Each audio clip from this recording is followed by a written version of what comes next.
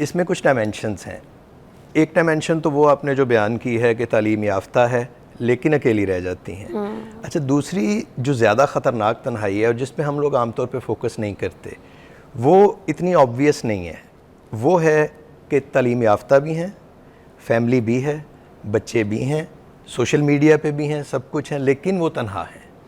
सो ये एक ऐसी डायमेंशन है जो कि रिलेटिवली बहुत कम एक्सप्लोर की गई है।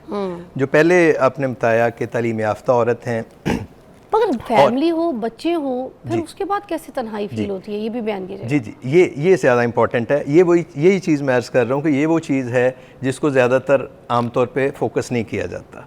और ये वो चीज़ है कि बहुत सारी ऐसी चीज़ें जिस पे हमारे माशरे की ख़वातीन, unfortunately, it's a patriarchal society, पिदरशाही माशरा है, तो ये तो अंडरस्टूड बात है कि इसमें ख़वातीन बहुत सी बातें जो वो कहना चाहती हैं, काम जो वो करना चाहती हैं, वो नहीं कर पाती। वी आर स्टिल इवॉल्विंग, हम तो अभी इवॉल्व कर रहे हैं ना, हम बेहतर से बेहतर हो रहे हैं। दैट्स अ गुड थिंग कि हमारा जो माशरा है वो बेहतरी की तरफ जा रहा है।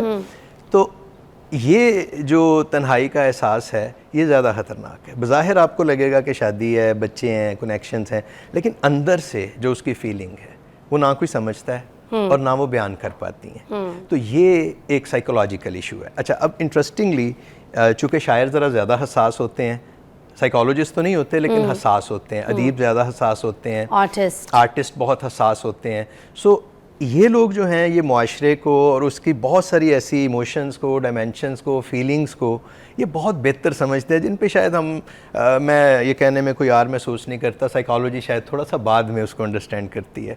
अब अगर आप शायरों के देखें तो मैं मतलब कोई कोट तो नहीं कर पाऊँगा, लेकिन बहुत से ऐसे शेर हैं जो उस तन्हाई की बात करते हैं जो भीड़ में आपको महसूस होती है, जो सब में बैठ के होती है। हाँ, ऐसी खामोशी की बात करते हैं जो बोलने के बावजूद भी लब खामोश रहते हैं और दिल जो है वो समझ नहीं पाता कि मैं कैसे बयान करूं। अब ये जो तन्हाई है इसको अब साइकोलॉजी ने टेकअप कर ली है फॉर्चुनेटली, और now they are taking it very seriously. मसलन कुछ अर्सा पहले अमेरिका में एक एडवाइजरी जारी की है, उन्होंने कहा है कि सिगरेट, आपको पता है वहाँ पे बड़ी एक मुहिम है, तो कहते हैं कि तन्हा रहना जो है वो उस 15 सिगरेट पीने से ज़्यादा नुकसानदेह है।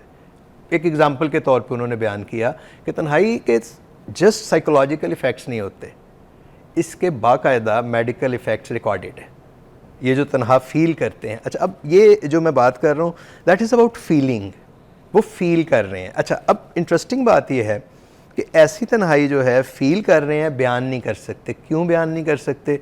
उसकी मल्टीपल रीजंस हैं। उसकी मल्टीपल रीजंस में सबसे बड़ी रीज़न है हमारा स्ट्रक्चर सोसाइटी का।